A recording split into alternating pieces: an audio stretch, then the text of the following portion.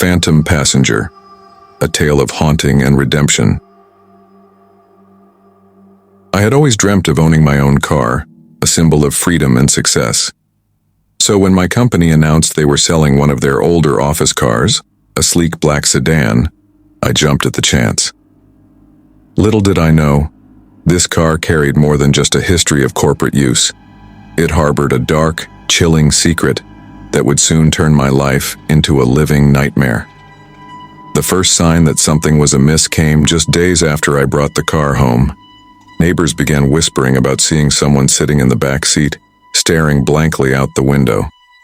I dismissed these claims as imagination run wild. After all, I never noticed anything unusual. But then, the unexplainable occurrences began. Each night as I lay in bed, I would see the car's interior lights flicker on and off through my bedroom window. At first, I rationalized it as an electrical fault, but when I went to investigate, the lights would be off and the car empty. This eerie dance continued for weeks, each occurrence fraying my nerves a little more. Then one night, the unimaginable happened. Frustrated and sleep-deprived, I stormed out to confront whatever was messing with my car. As I flung open the driver's side door, my heart stopped. There, in the faint glow of the streetlights, sat a figure.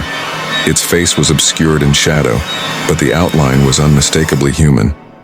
I froze, a cold sweat breaking out across my forehead. In a moment of blind panic, I turned and ran back into the safety of my house. By the time I mustered the courage to look again, the car was empty. This pattern repeated itself, each sighting more terrifying than the last. I was a prisoner in my own home, tormented by an unseen presence that seemed to both inhabit and haunt the car. The terror reached a climax one morning when my mother, an early riser, claimed to have seen a figure not just in the car but getting out of it. She described it walking towards our house, pointing an accusing finger, before vanishing into the thin morning mist. I couldn't take it anymore. I had to know the truth. My investigation led me to a former employee of my company, a woman who reluctantly shared the car's grim past. Years ago, it had been involved in a horrific accident. The driver, a young executive, had been killed instantly, his body gruesomely torn in half. The news hit me like a physical blow. The car wasn't just a vehicle, it was a tomb, a resting place for a restless spirit. But instead of getting rid of the car, I made a decision.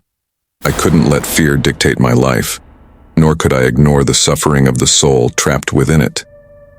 One night, under the pale moonlight, I sat in the car, my heart pounding in my chest.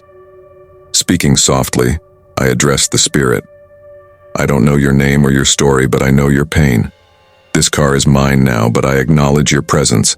I ask for peace, both for you and for me.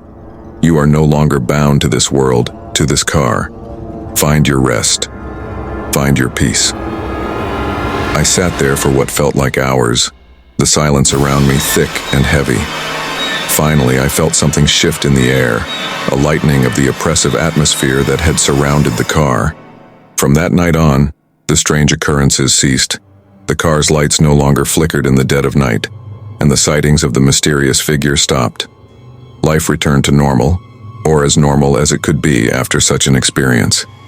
In time, I came to view the car not just as a mode of transportation, but as a bridge between the living and the dead, a reminder that sometimes understanding and compassion can heal even the deepest of wounds. My once simple desire for a car had evolved into a profound lesson about life, death, and the thin veil that separates them.